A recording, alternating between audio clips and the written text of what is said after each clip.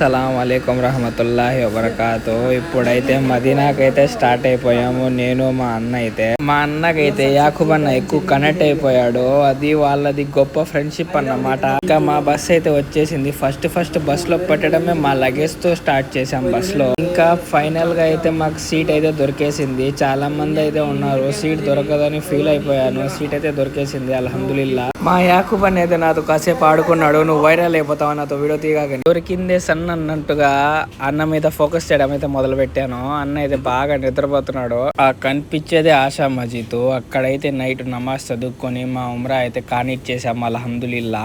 అల్లా దయ వల్ల అయితే మా జర్నీ బాగానే జరిగింది. మా అన్నకి యాకూబ్కి కొద్దిగా గొడవ జరిగింది. ఇద్దరు మాట్లాడుకోలేదు కాసేపు మధ్యలో. నేనైతే కొండల్ని ఫోకస్ చేయడం స్టార్ట్ చేశాను. అప్పట్లో రాజుల కాలం అంట ఇది, నాకు కూడా తెలీదు. మా అన్న చెప్తే తెలిసింది.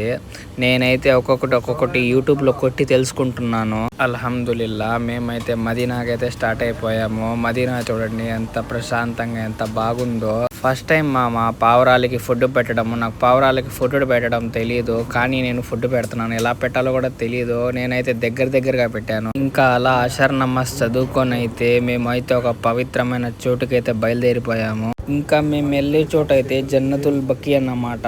దగ్గర నుంచి చూపిస్తాను. ఇక్కడైతే 6 మందిటి समाधुल ఉన్నాయన్నమాట. నేను చెప్పడం ఎందుకు, మీరే చూసేయండి వీడియో. पहले नंबर वाली कब्र नवासा रसूल हजरत इमाम हसन अलैहिस्सलाम की है। दूसरे नंबर वाली कब्र हजरत इमाम हुसैन अलैहिस्सलाम के साहबजादे इमाम ज़ैनुल आबिदीन की है। तीसरे नंबर वाली कब्र हजरत इमाम बाकर अलैहिस्सलाम की है और चौथे नंबर वाली कब्र हजरत इमाम जाफर सादिक अलैहिस्सलाम की है। 5वें नंबर वाली कब्र हजरत अब्बास बिन अब्दुल मुत्तलिब की है, जो कि हजूर पाक सल्लल्लाहु अलैहि वसल्लम के चचा थे। और 6ठे नंबर वाली कब्र जो कि सबसे अलग है, वो हजूर सल्लल्लाहु अलैहि वसल्लम की साहबजादी बीबी फातिमा ज़हरा सलामुल्लाह अलैहा की है।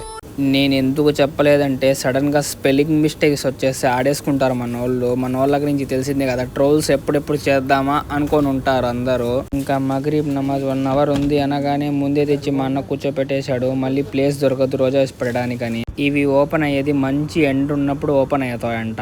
మళ్ళీ మగరీబ్ నమాజ్కి క్లోజ్ అవుతాయంట.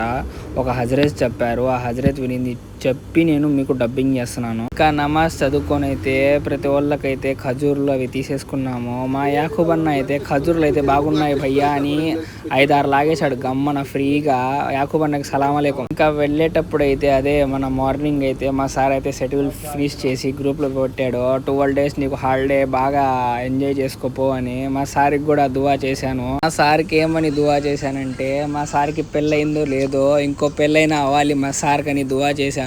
మీరు విన్నది కరెక్టే, నేను అదే దువా చేశాను. ఇంకా నేను ఇక్కడి నుంచి వెళ్లే లోపు, అంటే కోయిట్ నుంచి వెళ్లే లోపు మా సార్ వాళ్ళ దగ్గర నేను మంచి పేరు తెచ్చుకోవాలని కోరుకున్నాను. ఎందుకు చెప్తున్నానంటే ఈ రోజుల్లో సొంత వాళ్ళే దూరం పెడుతున్నారు మామ. వాళ్ళెవరో తెలియదు.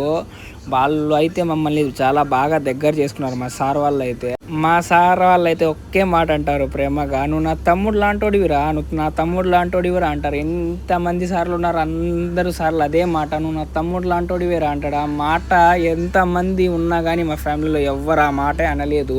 నేను నర్సరీ చదువుకుంటున్నప్పుడు అయితే మా చిన్నాన్న కొడుకు వచ్చి ఈ అబ్బాయి నీకేమవుతాడని పిలిస్తే ప్రిన్సిపాల్ సారు వాడు నాకేం కాడని చెప్పాడంట. ఒకప్పుడు మా అమ్మ చెప్పుకుంది నాకు ఈ మాట. నేను లైఫ్లో ఒకటి బాగా నేర్చుకున్నాను, మన అనుకునే వాళ్ళు మనోళ్ళు కాదు, ఎవరైనా మమ్మల్ని దగ్గర చేర్చే వాళ్ళే మనోళ్ళు అని ఈ మాట మాత్రం నేను సొంతంగా నేర్చుకున్నా. ఈ మనిషిని నేను సౌదీలో ఉన్నప్పుడు బాగా తిట్టుకున్నాను. కోయిట్కి వచ్చిన తర్వాత అయితే బాగా మిస్ అవుతున్నాయి ఈ మనిషిని. సండే రోజు మా కరీమన్న రోజా ఇష్టపడడానికి హోటల్కి అయితే తీసుకెళ్ళిపోయాడు. మా కరీమన్న అయితే నన్ను అరుస్తున్నాడు. అది చూసి మా అన్న అయితే నవ్వుతున్నాడు. ఇంకా నేను కరీమన్న దగ్గరికి అయితే పాస్పోర్ట్ ఇచ్చి నేను వెళ్ళిపోతానన్నాను. ఇప్పుడే తీసుకెళ్ళిపో అన్నాడు కరీమన్న అయితే. కరీమన్నని ఎందుకు అడిగానంటే వీళ్ళైతే హెచ్ఆర్ దగ్గర పని చేస్తారు. వీళ్ళు ఎప్పుడు అడిగినా ఆ పాస్పోర్ట్ తెచ్చిచ్చేది వీళ్ళే. కరీమన్న దగ్గర అయితే నేను ఎప్పుడు ఫ్రీగానే ఉంటా అబ్బా, ఏమన్నా కానీ. వాళ్ళు తిట్టినా కొట్టినా వాళ్ళే పనికి వచ్చేది, ఎందుకంటే నా పాస్పోర్ట్లు వాళ్ళ దగ్గరే ఉన్నాయి కాబట్టి. మా కరీమన్న అయితే నన్ను చూపించింది చాలు, మీ సార్ వాళ్ళ ఫ్లాట్ వచ్చింది చూపించన్నాడు. వీడియో కొంచెం లెంత్ అయింది అనుకోకండి, ఎందుకంటే అన్ని చూపించాలని. మీకు అన్ని ఒక్కొక్క పార్ట్ అయితే నేను తీసి పెట్టుకున్నాను. అన్ని పార్ట్లు అయితే ఎన్ని పార్ట్లు ఉన్నాయి అన్ని పార్ట్లు మీకు చూపించాను. ప్లీజ్ ఏదైనా తప్పు ఉంటే క్షమించండి, ఏదైనా తప్పుగా మాట్లాడుంటే క్షమించండి. నచ్చితే లైక్, ఫాలో చేసుకొని సబ్స్క్రైబ్ కూడా చేసుకోండి. అలాగే మీ ఫ్రెండ్స్కి షేర్ చేయండి. థ్యాంక్ యూ, మరి ఉంటా, బై.